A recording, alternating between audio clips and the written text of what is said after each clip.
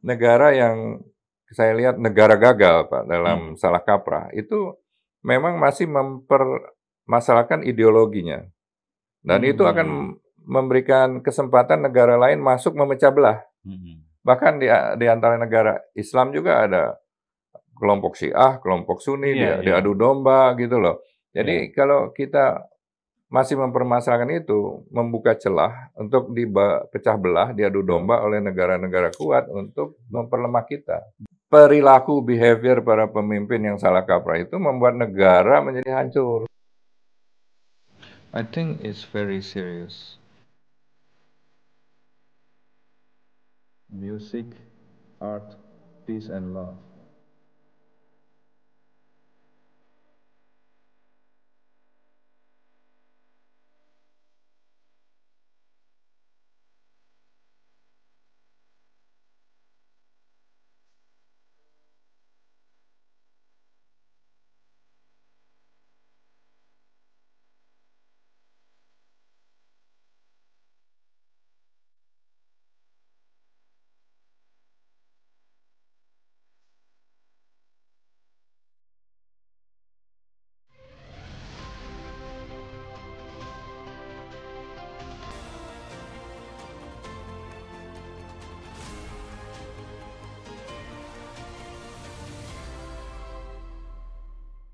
Sobat Leader, di mana saja Anda berada, kita berjumpa kembali dalam Indonesia Satu Channel, sebuah forum diskusi para pemimpin lintas generasi. Dan seperti biasa, tokoh-tokoh yang kami hadirkan di Leader adalah tokoh-tokoh yang memiliki integritas, memiliki profesionalitas, dan punya personalitas yang terukur, dan sudah pasti mereka memiliki satu ideologi untuk bangsa dan negara ini. Dan saudara, di mana saja Anda berada, dari Menara Kartika Chandra, Jakarta, saya ingin perkenalkan Anda tokoh yang mungkin Anda sudah kenal, tapi lama tidak muncul. Kali ini saya perkenalkan Insinyur Laksamana Soekardi, pernah menjadi Menteri Badan Usaha Milik Negara. Selamat datang, Bang Laks. Apa kabar, Bang? Baik, lama sekali. Saya sama Bang Laks ini kayaknya kalau hitung dari 2004 ya berapa tahun baru ketemu nih. Ketemu paling di TV atau sambil lalu gitu ya. Tapi 18 tahun lalu kalau hitung itu. Ya, saya ingat Bung Freddy dulu anak muda dari timur di RRI. Ya. Yang idealis, yang mau mengcover perjuangan kita selama reformasi dan mengudarakan Megawati pada zaman reformasi, calon presiden itu luar biasa. Saya tidak bisa lupa. Terima kasih, Pak. Karena Bung Freddy itu berani walaupun atasannya mungkin marah-marah karena memang kita dulu di ban kan. Betul. Tapi salut lah, apresiasi. Mungkin banyak kader-kader yang tidak pernah ikut reformasi sekarang dan udah berkuasa lupa atas perjuangan Bung Freddy. Saya Bang. Tidak bisa lupa. Makasih, Bang. Dan memang apa yang kata Bang Laks ini, saya juga lihat Bang Laks ini perjuangannya luar biasa. Menata BUMN pada saat masa pasca reformasi itu, beliau meletakkan sejumlah dasar untuk bagaimana membangun badan-badan usaha milik negara yang hampir kolaps, bahkan kolaps, bagaimana menyatukan dan seterusnya. Itu nggak gampang. Dan pada saat itu saya sebagai reporter, saudara, dan memang Bang Laks benar, itu saya pernah ditugaskan untuk cover Ibu Mega, terpilih jadi Ketua Umum PDI Perjuangan, 99 bulan April apa Mei. Di Bali ya? Ya, mau wawancara monolog di TVRI gitu. Saya disuruh, saya bergejolak tuh Bang. Bergejolaknya, ini Golkar pasti gawat ini. Kan itu masih kuasai Golkar itu. Ya. Akhirnya saya ke sana, ada Ibu Mega duduk, ada Pak Hamzah Has, Ketua P3, mereka mau pidato monolog. Ya, ya. Saya lihat di situ ada Bang Laks juga. Ada Bang Laks yang ring satu Mbak Mega waktu itu ada Bu Sapa Novianti Nasution, ada Roy Bebe Janis juga kelihatan, almarhum ya. Ya. Dan Bang Las lihat nggak, saya datang langsung, saya berlutut aja di depan Mbak Mega. Itu ngomong apa, tapi akhirnya Mbak Mega, wes jadi sampean maunya opo katanya. Bang Las mendiri di belakang Mbak Mega waktu itu dan senyum-senyum aja itu. Dari situ Bang mulai bergeraknya saya. Wah, habis itu ditekan terus. Tapi saya ditelepon Bang Tobi, lu berani juga ya katanya gitu. Tapi memang pada waktu itu saya melihat ada beberapa anak muda yang berani lah menyuarakan perjuangan reformasi kita. Dan salah satunya ya Bung Freddy ini, dulu masih muda beliau. Rambut kita sudah berubah-berubah. Ya, jadi memang elan perjuangan reformasi itu masih harus diingatkan, jangan sampai tergadaikan. Ya kan. Kalau lupa akan elan perjuangan, ya kita digadaikan. Itu bukunya Bang Laks, saya tertarik. Ada buku paketnya Bang Laks, ini ada Pancasila. Ya, ini kan menarik sebenarnya Pancasila.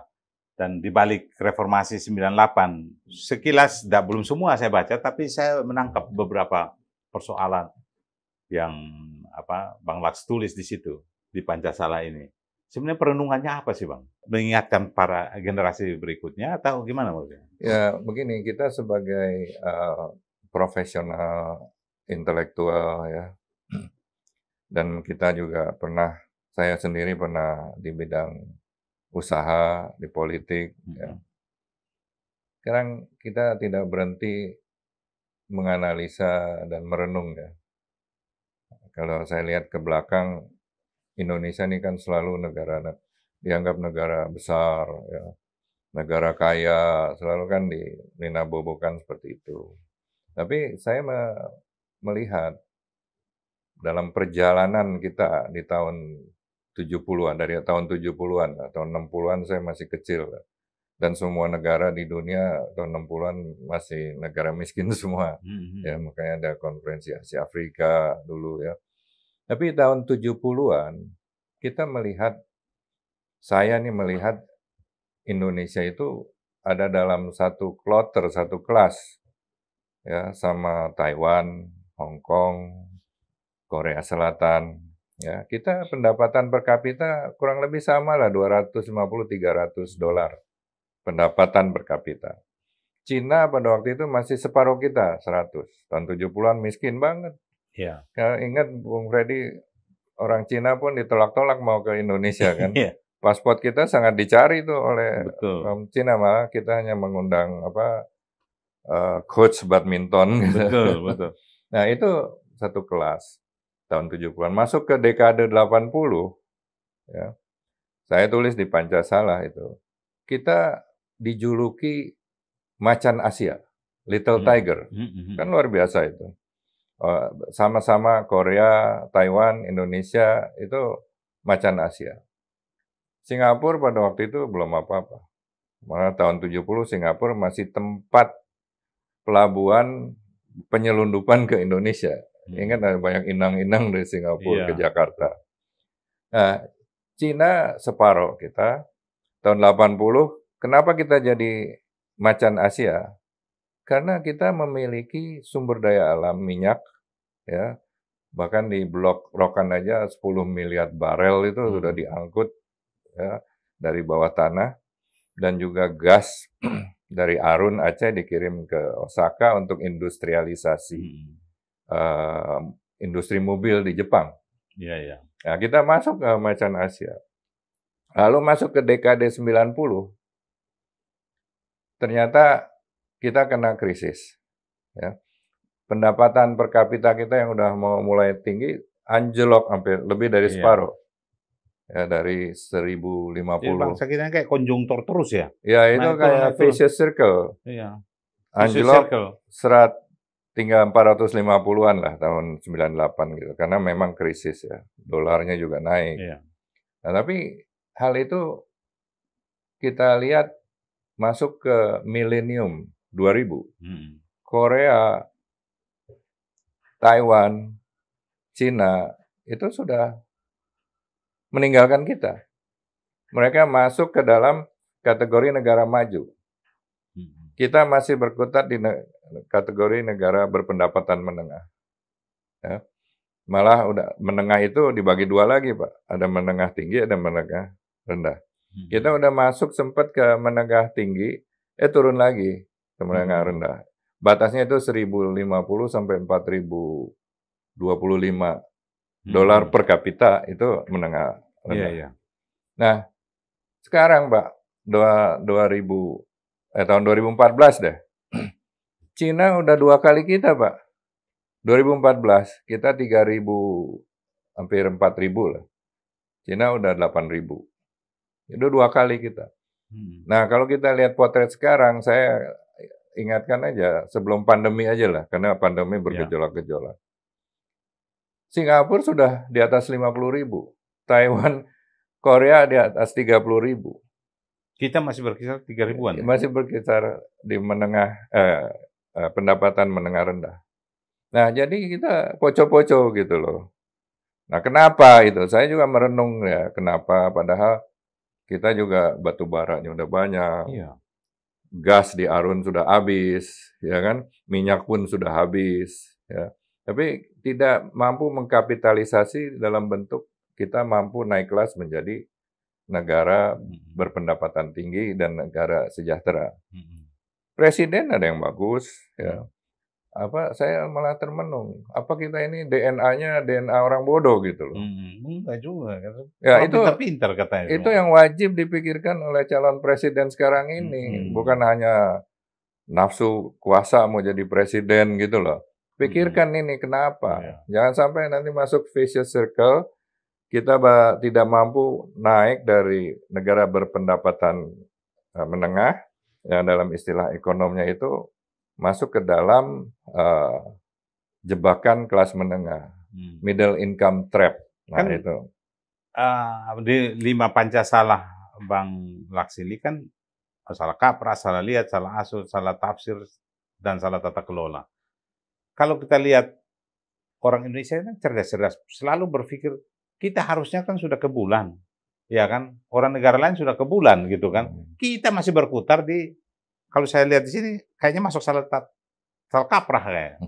Bung Fedi, saya masuk nomor kategori pertama adalah salah kaprah. Salah kaprah itu adalah pemimpin-pemimpin atau kelompok grup yang salah kaprah. Kita sudah tahu misalnya ideologi kita negara Pancasila, NKRI. Dan di negara lain ada yang namanya di Tiongkok itu kan komunis. Amerika kapitalis, demokratis. Saudi absolute monarch, ya. Jepang constitutional monarch. Itu udah akte kelahirannya. Udah akte kelahiran. Jangan ada orang yang udah baru-baru datang terus mau merubah akte kelahiran.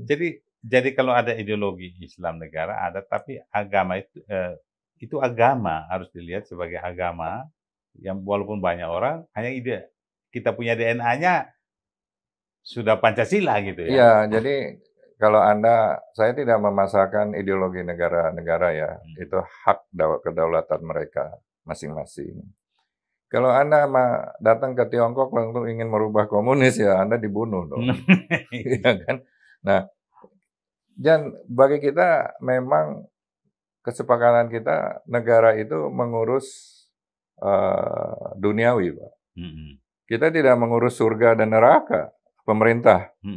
Kalau pemerintah ngurus surga neraka, ya. Tapi itu kan semua sudah di konstitusi sudah ada kan, Bang ya? Sudah jelas kok itu. Ya itu kan DNA dan akte kelahiran kita, Pak. Yang lemahnya di mana itu? Salah kaprah itu? Ya karena ada pemimpin yang tidak mau mengetahui, ya ingin merubah karena menjual-jual atas nama agama bisa naik. Dan kayaknya itu empuk, Bang. Kalau orang mau pemilu ini takut mereka bicara hal sensitif karena takut nggak dicoblos. Ya memang sebetulnya tugas pemimpin ya, karena kalau kita ditakut-takutin mati, ditakut-takutin masuk neraka, itu paling efektif itu, Pak. Efektif kayaknya, ya. Kenapa ya itu? Tapi tanggung jawab sebagai seorang pemimpin kan nggak benar. Ya, jadi negara yang saya lihat negara gagal, Pak, dalam salah kaprah, itu memang masih mempermasalahkan ideologinya.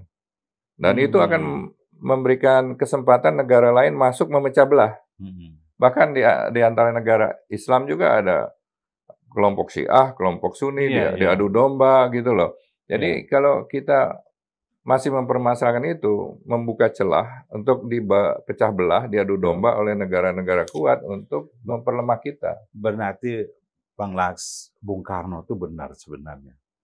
Kenapa dia berpikir antisipasi sampai kejadian hari ini, sehingga dia mau gabungkan agama, komunis, dan nasionalis jadi Nasakom. Lalu sebelum diimplementasi sudah dihilangkan duluan kan itu. Sebenarnya kalau kita berpikir kembali, ini konsep besar sebenarnya Indonesia. Pada zamannya Bung Karno luar biasa, Pak. Iya. Itu seorang pemikir, seorang pemimpin yang memiliki visi. Tidak hanya mabok kekuasaan. Iya. Ya, jadi tidak hanya ingin jadi presiden gitu, tapi dia menelurkan konsep-konsepnya dulu. Kalau yang sekarang kan mana konsepnya? Ya kan? Betul. Pokoknya memiliki ambisi, pokoknya harus jadi presiden gitu. Konsepnya apa gitu loh. Nah, kembali Pak Bung Freddy, salah kaprah itu pemimpin juga kalau sudah jadi memegang kekuasaan lupa dia. Dia korupsi, ya, dia beralih menjadi seorang diktator, melakukan KKN, ya. Nah, itu akan membuat kemarahan rakyat. Karena salah kaprah pemimpinnya, akhirnya kemarahan itu tidak terbendung, tidak tersalurkan, dan terjadilah revolusi. Seperti misalnya kita ngalamin sendiri tahun 98. Nah, itu juga salah kaprah, Pak. Jadi tidak hanya yang masalah ideologi, tapi perilaku, behavior para pemimpin yang salah kaprah itu membuat negara menjadi hancur. Kan dia saling kait-mengkait, dan pada ujung-ujungnya personality seorang pemimpin itu kan, jadi memang kata Lincoln atau Einstein, dia bilang, if you want to test karakter seseorang, give him or her power. Tapi kalau negara kan nggak bisa uji coba. Tapi kalau hanya coba-coba saja, wah gawat itu. Kaprah mulu, salah kaprah terus. Nah itu karena kita memiliki salah yang kelima, nanti kita sebutkan tuh, salah tata kelola. Karena tata kelola itu ada 3 hal. Satu, built-in control. Pengawasan melekat. Kalau tidak ada, ya seperti yang Bung Freddy tadi katakan. Yang kedua, tidak ada benturan kepentingan. Ya. Yang ketiga, kenaikan pangkat jabatan itu harus berdasarkan merit, prestasi dan usaha. Betul. Bukan atas dasar kemampuan menjilat atasan, gitu baru naik gitu. Yang penting Bapak senang, itu udah lewat itu di zaman Pak Harto ke sana itu. Itu kalau nanti itu disalah asuh, Pak. Kita diasuh untuk itu. Nah, tadi yang salah kedua, ya, yang penting juga, salah lihat, Pak. Salah lihatnya. Nah, saya ambil contoh, tahun 97, pemilu yang dilakukan oleh Orde Baru. Saya ingat saya dengan Megawati menolak hasil pemilu dan kita tidak ikut pemilu. Oh iya, pernah itu. Ya, itu juga. Dan meletakkan Pak Yakob Tobing kayaknya Betul. Kemudian di KPU ya. Di KPU, dan kita menolak hasilnya. Zaman Pak Harto siapa yang berani? Matilah kita, ya kan? Tapi kita berani. Dan saya kira Bung Freddy juga saksi sejarah dengan di RRI mengumandangkan perjuangan kita. Betul. Nah, 97 Pak Harto dengan Golkar menang 78%. Berarti Pak Harto dicintai oleh rakyat. Golkar juga menang banyak. Otomatis kan begitu. Terpilih kembali dengan suara bulat. Tidak lonjong di MPR, Pak. Ya kan? Tapi 98 hanya setahun dia jatuh. Jadi itu salah lihat kan berarti. Salah lihat ya. Kembali orang melihat itu sebagai negara yang stabil, mentanam investasi, ya kan? Akhirnya ya terjadi reformasi, krisis sosial ekonomi multidimensional, akhirnya rupiahnya ambruk, ekonominya ambruk. Nah, itu berarti kurang transparansi, Pak. Betul. Nah, salah lihat itu sekarang dengan reformasi sudah berkurang. Tapi salah lihatnya ada modus baru dengan zaman sosial media. Betul. Ya, sosial media itu bisa membuat orang jelek jadi bagus. Dengan adanya buzzer, dengan politisi, pencitraan di sosial media. Susah ini. Nah, itu memang Donald Trump aja bisa jadi presiden. Betul. Jadi bukan hanya milik Indonesia, makanya buku ini kan untuk negara. Di seluruh dunia gitu loh. Betul. Jadi Bang Laks, memang yang ditulis Bang Laks ini, ini dia ada salah kaprah, salah lihat, salah asuh, salah tata kelola, ini dia saling kait mengkait. Jadi saya tetap melihat ujung-ujung mulai di salah kaprah ini. Yang tadi Bang Mas sudah ulas bahwa ideologi kita harus batas negara. Tidak boleh melewati. Kalau udah urusan Tuhan, neraka, surga itu biarlah, itu urusan di atas lah. Tapi konstitusi, pemimpin harus tegas dengan aturan negara. DNA apa ya, semua orang yang melawan itu ya dia bukan di Indonesia, mungkin begitu ya Bang. Ya. Jadi, oke, saudara, kita harus break sejenak untuk sesi berikut.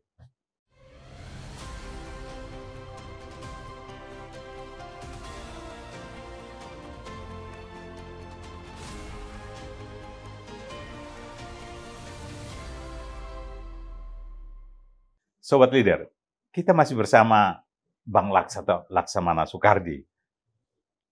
Di eranya Anda tahu orangnya tenang, nggak bicara politik, dia bagaimana menata Republik ini dari sisi badan usaha milik negara. Anda tahu sampai hari ini pun namanya BUMN, itu menterinya itu sangat mendapat prestis atau terhormat, bahkan calon presiden sekarang. Kalau kita lihat Pak Erick Thohir sekarang sudah digadang-gadang jadi calon presiden atau calon wapres. Bahkan di survei-survei udah masuk, nilainya udah naik. Tapi saya aneh kok Bang Laks ini nggak pernah muncul untuk mencalon presiden, apalagi wapres. Hilang beliau nih dari peredaran. Itu kenapa Bang? Kok bisa hilang sekian lama ini? Bung Fedi kan tahu, Bung, saya ini keluar dari eksekutif perbankan, lumayan lah gaji pada waktu itu. Oh ya. Jadi saya menggunakan usia produktif saya sebagai manusia, umur 30-40, itu memperjuangkan reformasi. Iya. Ya, jadi elan perjuangan reformasi itu bersama Ibu Mega dulu juga saya dukung. Ya, jadi saya sangat concern. Concern saya itu bukan hanya mau jadi presiden, mau jadi pemimpin, tapi kalau jadi pemimpin presiden mau diapakan negara ini gitu loh. Kan sekarang nggak ada yang tahu mau diapakan. Tanya aja, pokoknya saya populer gitu loh. Nah, itu kenapa saya lebih memikirkan ya sebagai pemikir.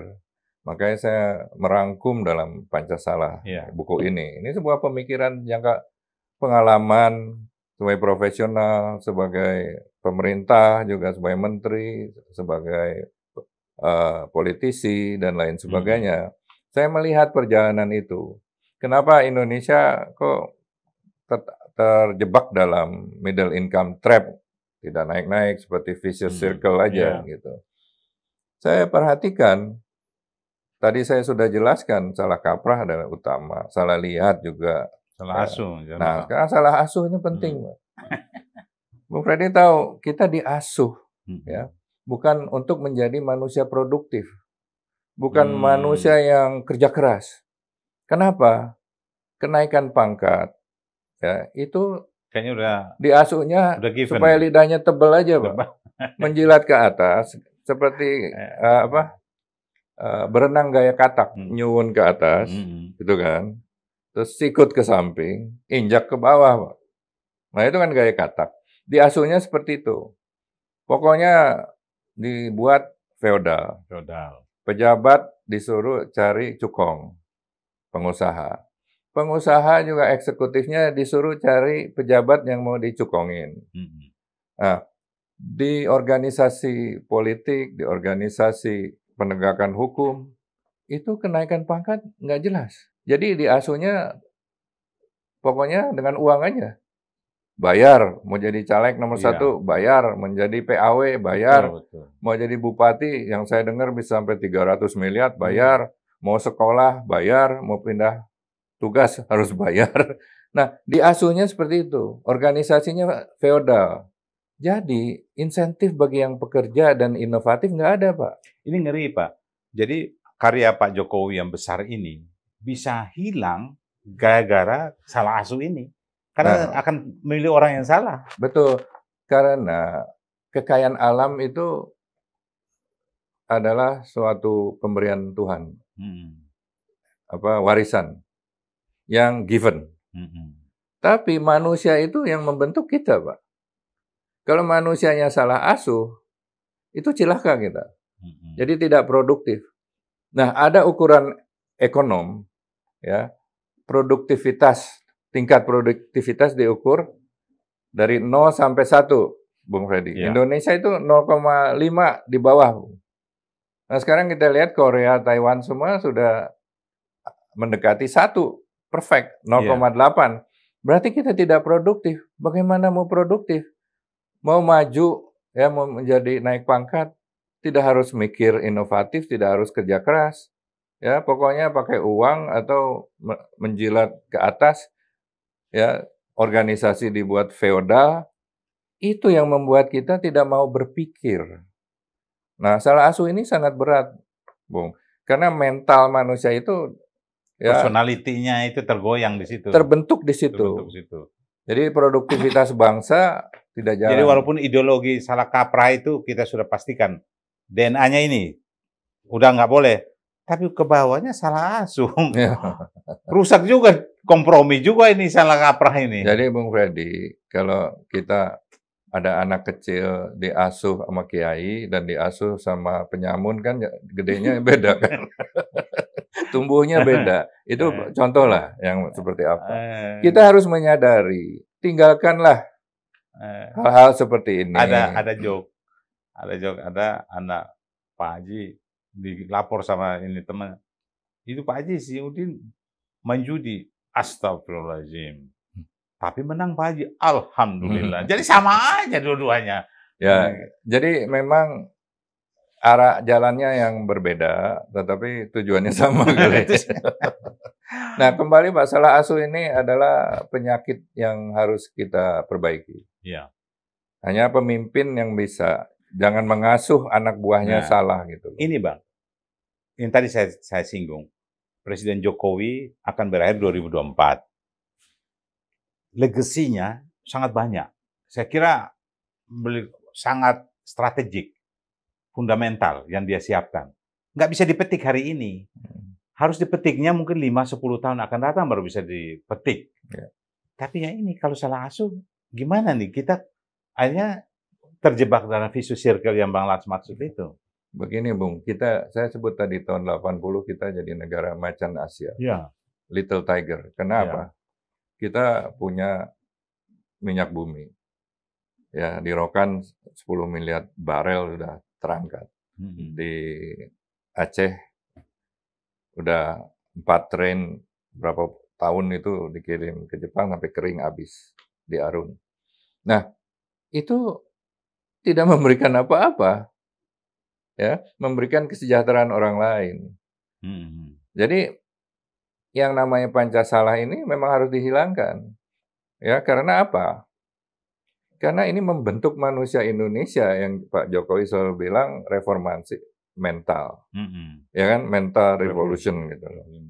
Ya itulah, kalau salah diasuh seperti itu. Kalau sudah tua diasuh seperti itu, dirubah susah. Seperti ada pepatah kan, it is difficult to teach an old dog a new trick. Kan? Udah ketuaan, udah salah asuh gitu loh. Iya, dia udah terbentuk. Pokoknya ada duit nggak nih? Udah terbentuk.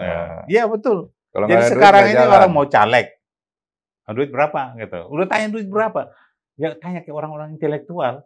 Mana mau, mana ada duit dia nggak bicara kayak gitu. Jadi Pak, dengan kondisi ini dibudayakan salah asuh, orang pinter, orang yang punya motivasi, orang yang mau produktif, mau kerja keras, itu tidak ada tempat. Tapi mulai dari mana, Tom? Dari pemimpinnya, Pak.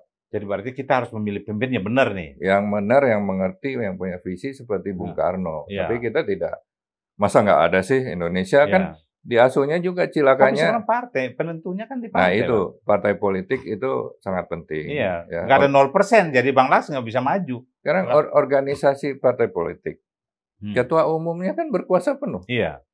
Ya kan, tidak mungkin di egaliter, tidak ada feodal, ya kan, yang menentukan semuanya. Dalam analisa manajemen resiko, Bung, saya di perbankan, waktu menilai satu perusahaan punya resiko atau tidak. Jika ada ketergantungan pada satu orang, one man show, tidak ada middle management yang di-training untuk menggantikannya, itu dianggap high risk, resiko tinggi.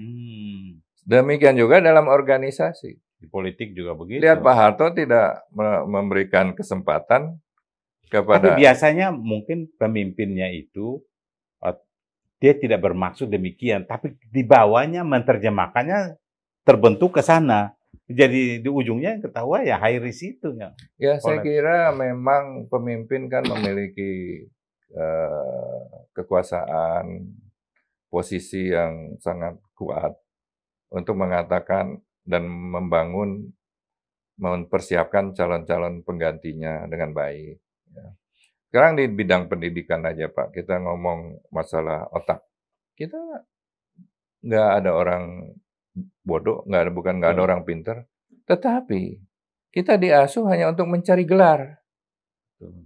MA, MM, panjang gelar-gelarnya, MCK segala, PhD, gelarnya panjang tapi ilmunya nggak ada. Nggak perkuliahan ya. Nah itu lewat itu bagian dari feodalisme. Udah diasuhnya seperti itu. Sebenarnya kayaknya dibentuk luar ya Bang ya. Dibikin kayak orang Indonesia ini senang gelarnya banyak ini. Di harga berapa juga dia beli itu. Makanya jadi itulah yang saya kemukakan.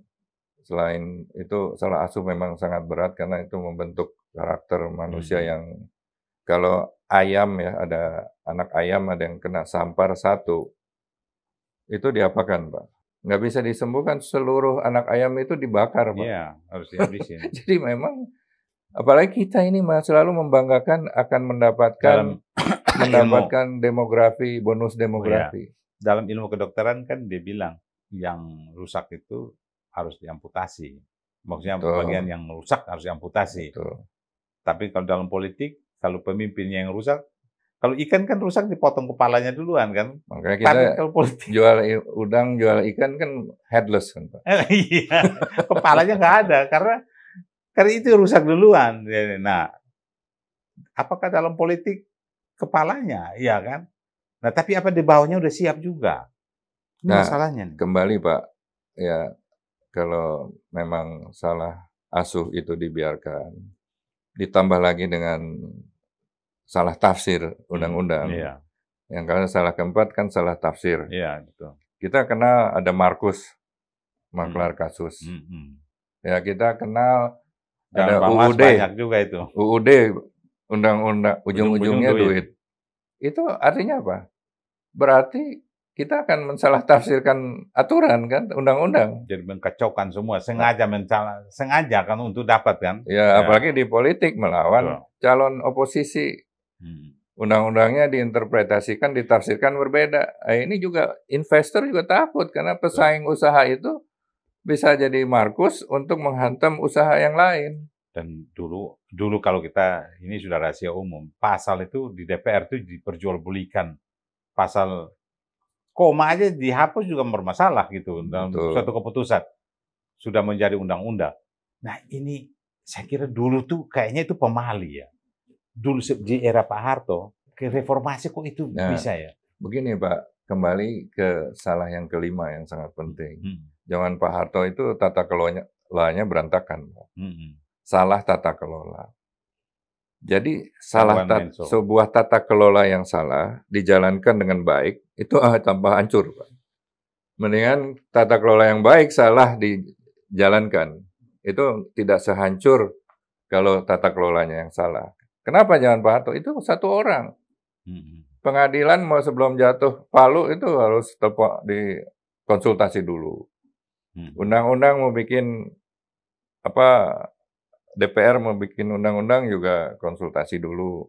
Jadi seolah-olah demokratis. Ada P3 partai, ada PDIP, ada Golkar. Tapi semua lupa 60% lebih diangkat oleh Pak Harto. Jadi memang udah salah lihat, tata kelolanya salah. Ya, jadi dalam tata kelola sekarang memang politikus, bisnis itu kalau tidak dibuat tata kelola yang baik akan menjadi liar. Karena emang naluri politisi, naluri pengusaha itu memang liar. Iya, itu harus Jadi tahu. harus ada jalur-jalur tata kelola yang baik. Betul. Ada pemisahan tugas dan tanggung jawab, tidak boleh one man show, satu orang melakukan pengawasan, satu orang membuat aturan, satu orang melaksanakannya, itu cilaka, Pak. Tapi sekarang ini juga kalau orang mau lakukan itu, mudah-mudahan yang terjadi kan banyak udah tangkap-tangkap. Seharusnya itu mereka sadar bahwa kalau main-main habis juga gitu kan, kena. Bang, tapi dalam buku Abang ini kan di balik buku balik Reformasi 98 itu, kan ada satu catatan yang saya lihat, gugurnya kandungan reformasi. Ini maksudnya janin apa yang gugur nih? Siapa punya? Ya, waktu itu saya melihat waktu kenaikan Pak Habibie. Pak Habibie mencalonkan diri untuk menjadi presiden.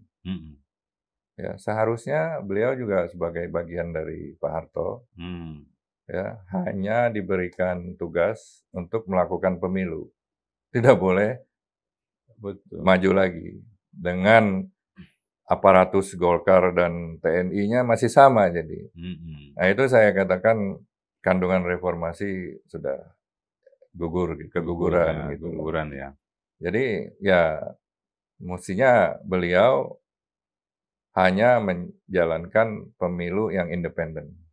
Nah, kan dikerahkan lagi tuh semua anasir-anasir udah Jadi baru. mulai muncul pro kon pakai dengan ya itu ke arah salah kaprah itu dari awal itu. Ya karena dulu kayak saya ingin memenangkan Timur Mega. lepas kan gara-gara Betul. itu Ya, juga. karena ada ambisi. Ambisi kan. Megawati menang pemilu loh. Betul. Tapi dan Ibu Mega bilang waktu saya wawancara, ingat ya. Yang saya tanya, siapa yang bertanggung jawab soal ini keputusan PBB ini Timur-Timur? Habibie. Itu langsung kata Bang Laksmi nggak, Bang? Ya, Habibie dia langsung ngomong. Habibie harus tanggung jawab. Ya pada waktu itu saya ketemu Sanana Gusmao, mereka tidak mengharapkan merdeka, hanya otonomi khusus saja. Ya. Itu kan. Ya, jadi kalau salah kaprah gini ngeri ya Bang ya.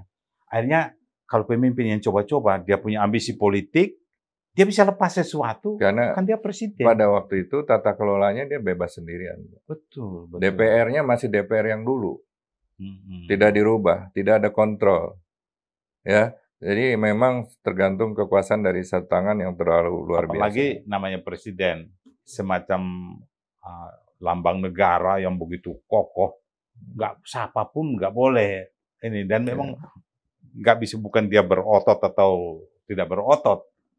Tapi namanya sudah presiden, kepala negara, itu kekuasaannya kan luar biasa. Dia bisa memerintahkan, membunuh pun dia bisa, suruh menembak apa aja, menyerang satu negara, dia itu di mana-mana. Bahkan sidang umum MPR yang waktu pemilihan presiden masih ada utusan daerah yang diangkat, masih ada fraksi TNI, ya kan? Dan itu keren ya Bang ya. Mereka kan tidak berikut dalam ini, tapi akhirnya ya Mega sebagai pemenang pemilu partainya ya kalah di situ. Itu yang saya mulai lihat. Memang saya kecewa berat ya. Tetapi ya saya katakan ya kandungan reformasi sudah keguguran. Itu akibat karena gugur itu maka semua salah terus. Ya. Betul. Apa yang kita menang juga salah. Saya ingat waktu itu dengan teman-teman Tempo, ada 3 wartawan dari Jakarta Post. Kita tahun 99 itu ada undangan ke Jerman, ke Belanda, wawancara dengan Perdana Menteri Belanda. Lalu kita ketemu dengan Wakil Perdana Menterinya. Dan itu di wartawan di sana, Bang, itu udah yakin Mega yang jadi presiden. Karena logika demokrasi ada siapa yang menang suara terbanyak, dia akan jadi memimpin take over, take all ya. Tapi waktu itu wartawan ada Telegraph ada bilang, kita bertiga nih, ini Gus Dur udah janji mau konferensi pers di sini, dia akan jadi presiden. Padahal kursi dia 50 aja, PKB kan hanya 50. Jadi wartawan luar tuh sampai jungkir balik, enggak, ini apa di Indonesia nih demokrasinya nih, kayak gitu. Ya itulah, kalau sistem parlementer memang Megawati harus jadi presiden. Presiden. Tapi sistem kita banci. Hmm. Masih ada anggota-anggota Tapi punya MPR. implikasi nggak, Bang? Setelah itu, implikasi akibat dari, karena kita tahu fraksi ABRI waktu itu kan semuanya dukung Gus Dur. Padahal kan kalau mau dipikir juga, mau jujur-jujur, TNI paling konsisten jaga konstitusi. Tapi di konstitusi waktu itu kan syarat jadi presiden, menurut saya, Gus Dur belum nggak layak karena ada kecacatan. Dia nggak bisa melihat kan? Ya itu dulu memang ada sentimen asal bukan mega juga sih. Oh gitu ya? Iya, saya merasakan itu dulu. Karena saya mendukung Ibu Mega kan dari zaman PDI-nya Suryadi Iya, gitu, iya, kita iya. melawan Suryadi. Berdarah-darah itu. Ya, dulu saya dukung beliau karena saya amati, saya pelajari. Sebelum saya masuk politik, saya cari tokoh-tokoh untuk yang bisa melawan Soeharto. Soeharto adalah sebuah simbol. Simbol. Harus dilawan oleh simbol lagi. Simbol juga. Ya, simbol itu kita lihat simbol Bung Karno. Mbak Mega itu Simbol Bung Karno. mengejawantahkan Bung Karno. Iya. Tapi dia juga keras kepala. Hmm. Seperti bulldozer, maju terus. Tapi memang mesti keras kepala baru bisa Ya, lawan itu. pada waktu itu saya analisa, saya juga ada tawaran dari beberapa pejabat atau dari TNI, ABRI, tokoh yang tidak suka Pak Harto. Kalau saya ikut nanti mereka dikasih konsesi balik kanan, Pak. Balik kanan. Matilah kita. Jadi Hitung-hitungannya begitu ya? Iya, saya hanya percaya Ibu Mega. Mbak Mega itu terus seperti bulldozer sampai rumah Orde Baru ambruk. Gitu. Saya dukung. Cuman ya terakhir dia tidak jadi presiden, kita semua kecewa. Kalau dikasih dikit balik kanan, itu kan banyak pejabat-pejabat binaan diasuh oleh Pak Harto seperti itu, Pak. Nah, Mbak Mega itu tidak diasuh seperti itu pada waktu itu. Jadi tidak salah asuh pada zaman itu. Tapi pernah dibayangkan oleh teman-teman Terus Bang Laks bahwa Bu Mega jadi wapres, dia akan jadi presiden ketika waktu dia kalah tidak bisa terpilih jadi presiden karena Gus Dur yang menang. Tapi kemudian dipilih jadi wapres, pernah nggak terbayang bahwa dia akan jadi presiden? Memang sih sebetulnya saya juga agak kecewa dan agak marah kenapa demokrasinya tidak jalan. Ya. Tapi saya juga diingatkan sama Mas Taufik waktu itu, kita udah nggak ngimpi, nggak jadi wapres juga udah untung katanya. Tapi perjuangan saya kan bukan buat wapres. Presiden. Dan Ibu Mega nggak sempat nolak, dia nggak mau jadi wapres. Kan iya, saya nggak. Perjuangan saya dari dulu membuat Ibu Mega jadi presiden. Bukan jadi wapres. Tapi saya diingatkan jangan ganggu Gus Dur karena kita nggak sudah beruntung lah Mbak Mega jadi wapres. Tapi apa boleh dikata waktu itu saya dipecat Gus Dur, Yusuf Kala dipecat Gus Dur, terjadi suatu pergerakan ya di mana mengimpeach Gus Dur dan Ibu Mega jadi presiden. Kalau tidak ada pemecatan nggak jadi presiden. Semua ada hikmahnya ya. Iya. Tapi saya bilang, ini tulis di Leader, melihat Indonesia ini tahun 2000 berapa itu. Ada satu tulisan di situ bahwa saya mengacu pada risetnya Rocamora, Julius Rocamora dari Filipina, seorang periset. Dia riset soal PNI. Dia bilang bahwa PNI itu pertarungannya luar biasa. Berantamnya dalam saling sikut, saling mematikan itu terjadi, Bang.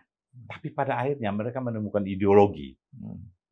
Menemukan Pancasila sebagai ideologi itu. Artinya roh dari PNI kan berada di PDI Perjuangan ini. Jadi sikut menyikut itu saya melihat ada. Hanya mereka lupa bahwa mereka harus membawa Ibu Mega jadi presiden. Ada kegagalan nggak? Merasa ada kegagalan kader PDIP ini? Masa hampir 20-an tahun ini. SBY 10 tahun aja baru berapa tahun bikin partai udah jadi 2 periode. Karena mungkin Mbak ada banyak, biasanya kan partai atau pihak yang berkuasa itu dinilai oleh rakyat lebih detail, Pak. Kalau Bung Freddy tadi katakan PNI, bukan sikut menyikut, itu adalah sebuah asuhan yang dibuat orang bebas mengemukakan pendapat. Dibiarkan adanya perbedaan pendapat. Pendapat boleh berbeda, ideologi sama, ya kan? Betul. Karena perbedaan itu merupakan kekayaan. Tapi kalau perbedaan itu tidak ditolerir sama sekali, itulah mati. Nah, ideologinya sudah berubah berarti. Itu berbahaya ya. Itu sangat berbahaya. Kita sudah lihat contoh lah, Pak Harto Ya. jatuh dan ada hanya satu Jangan orang. sampai itu terulang kembali. Untuk yang penting apa, ideologi nggak perlu, sikap ideologi nggak, tapi yang penting pragmatis, ini yang penting. Bahaya juga itu. Ya, sekarang lebih pragmatis. Bung Fedi mengatakan pragmatisme itu luar biasa. Saya melihat pada zaman ini itu uang itu sudah menjadi berhala, Pak. Semua diukur, disembah oleh uang dan jabatan. Kalau ada uang, mereka sembah. Jadi di politik, di mana-mana, yang sebetulnya uang itu merupakan alat tukar pembayaran untuk pembayaran transaksi bisnis, ya, perdagangan, barang atau jasa kan. Nah, sekarang di Indonesia uang itu menjadi transaksi politik. Iya. Bukan untuk perdagangan barang dan jasa, tapi membeli kekuasaan. Alat mendapatkan kekuasaan politik. Alat mendapatkan kekuatan jabatan.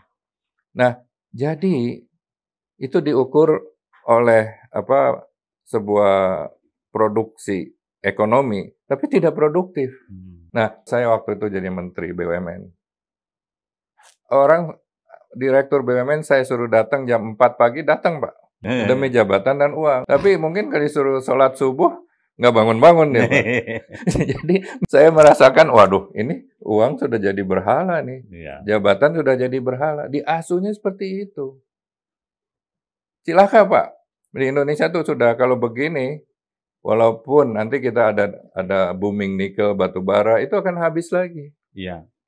Kalau sudah habis, kita terjadi gejolak, saya kira turun lagi kita. Prestasi Presiden Jokowi hampir 10 tahun ini, Bang Las, semua mata dunia melihatnya. Ada prestasi yang dia sudah bangun. Tapi kalau ini salah kaprah dan salah urus ini mengerikan sekali nih, Bang. Tapi jadi tipsnya gimana nih? Begini selain Pak, pemimpin. Begini, memang Pak Jokowi telah mengambil kebijakan dan mengeksekusinya dengan baik. Membangun infrastruktur. Ya, sudah 20 tahun kita merdeka, dulu 30 tahun. Yang namanya jalan tol, jalan kereta api aja tidak bertambah-tambah dari zaman Belanda, ya kan? Nah, Jokowi sudah bagus dan dia juga di bidang sumber daya alam melakukan hilirisasi. Coba kalau dulu dilakukan hilirisasi, gas dari Arun tidak dikirim ke Jepang, tapi pabrik mobil Jepang yang dikirim ke Arun gitu loh. Kita udah seperti apa? Tapi itu kan program, Pak. Nah, kembali lagi manusianya seperti apa? Saya khawatir rapuh. Semua ini nggak kokoh semacam beton gitu loh. Karena program itu zaman Pak Harto juga banyak orang pintar, Pak. Profesor Wijoyo. Iya. Itu anak didiknya di UI ekonomi banyak. Iya, benar. Ya kan? Pintar kan? Betul. Tapi ya kalau tata kelolanya berantakan, jadi kita nggak usah lihat orang dah. Kita perbaiki dulu tata kelolanya. Misalnya ya, ini yang saya berani bicara nih, karena saya mengamati.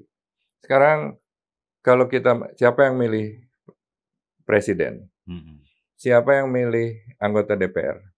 Apakah rakyat? Rakyat itu memilih yang sudah dipilih oleh partai politik. Iya. Jadi kalau partai politik sodorin apa yang memilih penyamun, rakyat nggak ada pilihan lain.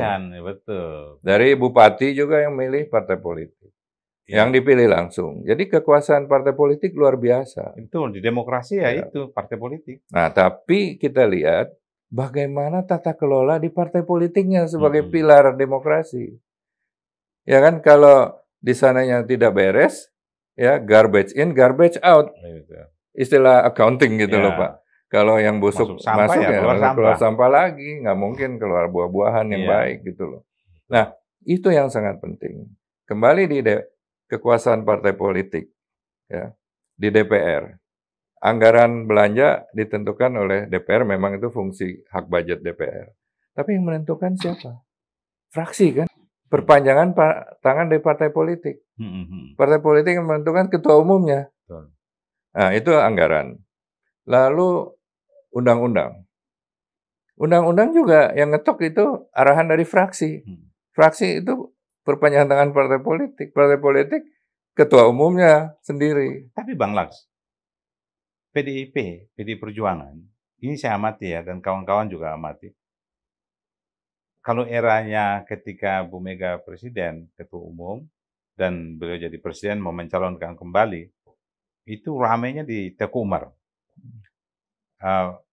Sekarang, 10 tahun ini, PDIP ini kan pengusung sekaligus pendukung Presiden Jokowi. Tapi kalau kita lihat, yang pendukung, yang jaya, yang punya, yang kelihatan tampak hebat, malah Nasdem. Jadi, kalau kita tanya kawan-kawan, mereka tuh sebenarnya biasa saja. Pengusung ini nggak dapat apa-apa sebenarnya. Ya, itu kan ada. Jadi politiknya sebenarnya yang menguntungkan siapa, yang harusnya bagaimana itu? Ya memang kalau saya lihat juga dengar ada pengamat-pengamat yang mengatakan di luar negeri calon presidennya kok banyak, di Amerika juga banyak, ada proses dari konvensi Partai Republik Demokrat itu bersaing, ada banyak loh, bisa 10 masing-masing, yang muncul baru satu-satu. Kalau di kita nggak ada proses seperti itu, ya kan? Jadi memang hanya sedikit calonnya, tidak memberikan kesempatan bagi yang orang-orang yang baik, orang-orang yang mampu, cerdas, dan kredibilitas tinggi, tidak ada kesempatan. Harus masuk ke dalam partai politik dan tergantung dari ketua umumnya. Betul. Kalau ketua umumnya lagi baik ya syukur kita.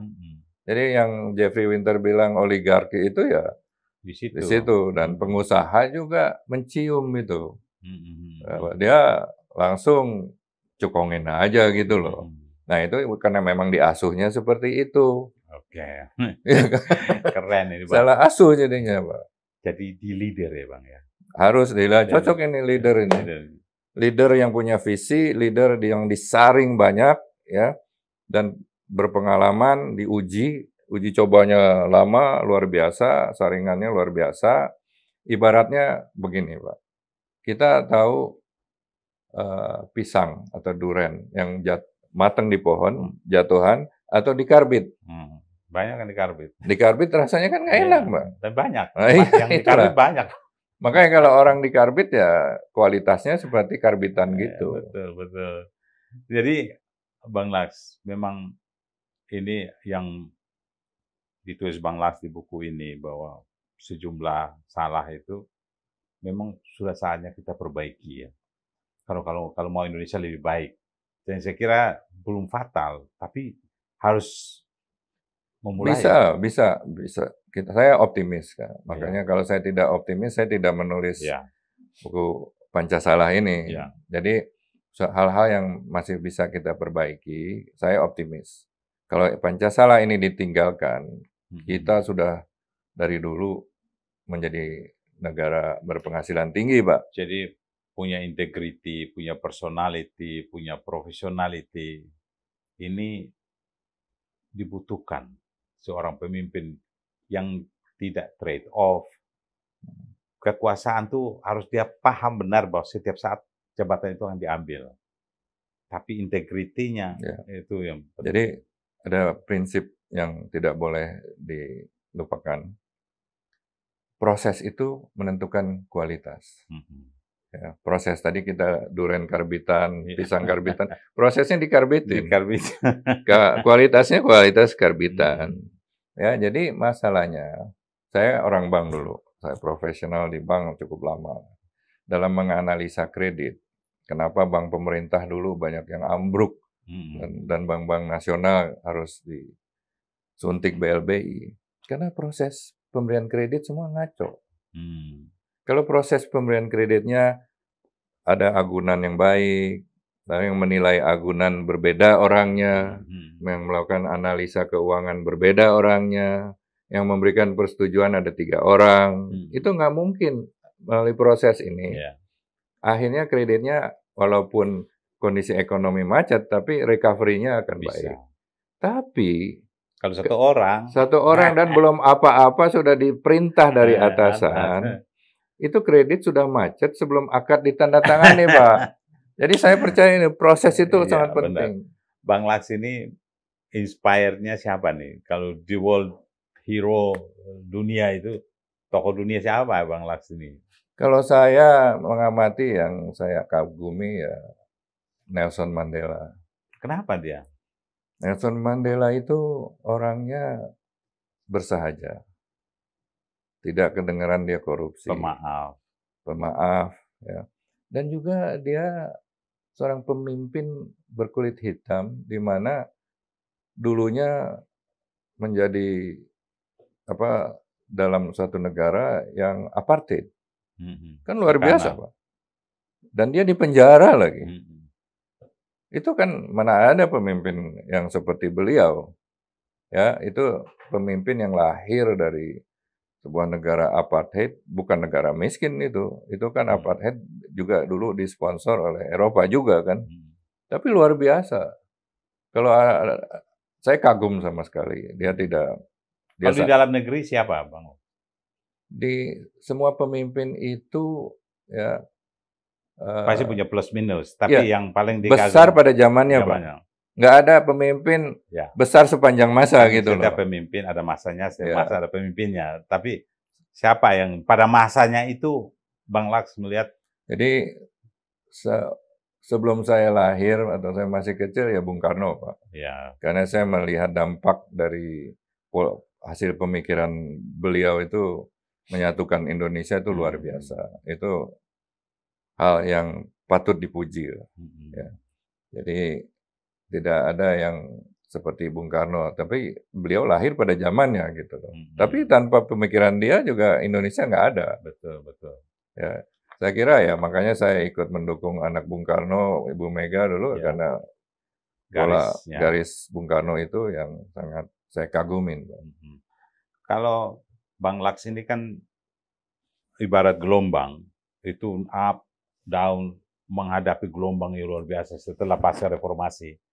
Sejadi menteri pun masih dibawa kemana-mana dengan berbagai tuduhan. Bagaimana Anda menyikapi semua itu dan apa yang kira-kira menjadi renungan? Saya melihat perjalanan waktu saya memutuskan aktif mendukung Mbak Mega, melawan Suryadi, melawan Pak Harto dengan semua resiko itu. Aparatur. Dia menguasai pengusaha, dia menguasai tentara, dia menguasai birokrasi. Kalau untuk dihilangkan ya tinggal kayak ditiup angin aja lah. Betul. Tapi kan saya melihat apa yang tidak dilihat orang. Orang salah lihat, saya nggak mau salah lihat gitu loh. Malah pada waktu itu rekan-rekan pengusaha juga bilang, Laks lu bodoh katanya. Mega itu nggak bisa apa-apa. Ibu rumah tangga. Nggak mungkin menang lah katanya. Sampai dia kalau akhirnya saya dikucilkan. Mau ketemu saya celingak-celinguk takut ada yang lihat gitu loh. Sampai kita berat lah. Sampai waktu itu ya anak saya 2 diculik, Pak. Oh. Ini kan banyak yang nggak tahu, saya juga nggak banyak ngomong. Gitu. Saya lagi rapat sama Ibu Mega, Mbak Mega, ya terus anak saya yang satu sempat nelpon. Saya nggak tahu ada di mana. Di gelap, ada orang ngerokok. Kita cari. Ada Pak Ribut, ajudannya Mbak Mega. Pak Ribut kan dia yang ikut nyari. Mbak Mega ini ketemu dikurung di mall di mana gitu loh. Oh begitu. Makanya saya sekolahkan anak-anak ke Australia, ya, ditaruh di asrama biar saya bebas gitu loh. Nah, lalu saya lihat perjuangan itu. Jadi elang perjuangan reformasi ketika saya jadi menteri masih kuat. Ya, jadi memang itu yang saya pegang. Jadi saya terus pada saat saya jadi menteri juga, ini Indonesia nggak punya duit, Pak. IMF masuk, kasih uang juga sedikit, tapi kita didikte, sakit hati banget kita. BUMN itu harus menjadi sumber dana APBN. Kalau sekarang kan kasih uang, dikapitalisasi perusahaannya, enak banget gitu loh. Kalau dulu harus membiayai APBN. Itu beda sekali. Nah, setelah saya berhenti, ya saya di BAP puluhan, Pak. Betul. Di BAP-nya puluhan sampai saya jadi tersangka dan tidak terbukti. Ya, Padahal kalau udah masuk KPK pasti itu. Iya, masalahnya masalah tanker udah di KPK. Iya. KPK bilang tidak ada apa-apa, dipansuskan di DPR. Ya, pansus itu sampai selesai. Sampai menuduh saya korupsi, padahal salah mereka. Berarti dua pansus yang berhasil Gus Dur dan Bung Karno doang. Ya, Bung Karno. Pansus Bang Laks gugur ya. Tapi saya hampir dipenjarain, Pak. Sudah jadi tersangka, KPK tidak bisa, DPR suruh Kejaksaan Agung ambil oper. Mana ada kasus diambil oper seperti itu. Tapi apa respons Bang Laks? Soal kritik-kritik semacam ini. Nah itulah, kita kembali kalau sudah memegang kekuasaan, ya, kita harus ingat objektif, ya, bahwa kekuasaan yang diberikan itu hanya amanah dan akan diambil setiap waktu. Setiap saat. Dan saya udah mikir begitu. Dan ketika saya nggak jadi menteri lagi, saya juga bahagia, lebih enak, ya kita bisa nulis, bisa banyak waktu, ya. Jadi janganlah kekuasaan itu meninabobokan kita sehingga kita sangat berkuasa, akhirnya membunuh orang pun kita anggap hal yang remeh gitu. Bagian dari kekuasaan kita. Nah, itu yang bahaya. Saya ingatkan aja bahwa perjalanan Pak Harto begitu kuatnya beliau, akhirnya pun jatuh di tangan rakyat juga. Nggak ada kuat, corrupt absolutely. Ya ingat aja itu Pak. Jadi jangan terlalu merasa wah saya ini kuasa sepanjang zaman. Nggak mungkin ada berhentinya, umur aja ada berhentinya. Ya, betul. Kekuasaan dan hasil-hasil yang kita peroleh itu harus menjadi legacy buat bangsa dan negara. Itu leader yang selalu mencari yang leader itu tulis apa? Kita mencari legacy seseorang. Di mana letak legasinya yang bisa setitik apapun, sekecil apapun, itulah legasi setiap orang harus punya. Bang Laks, kita harus akhir diskusi ini. Mungkin ada statement akhir Bang Laks untuk kita jadikan monumen di leader. Ya, kita kan mau masuk ke tahun pemilu ya, Bung.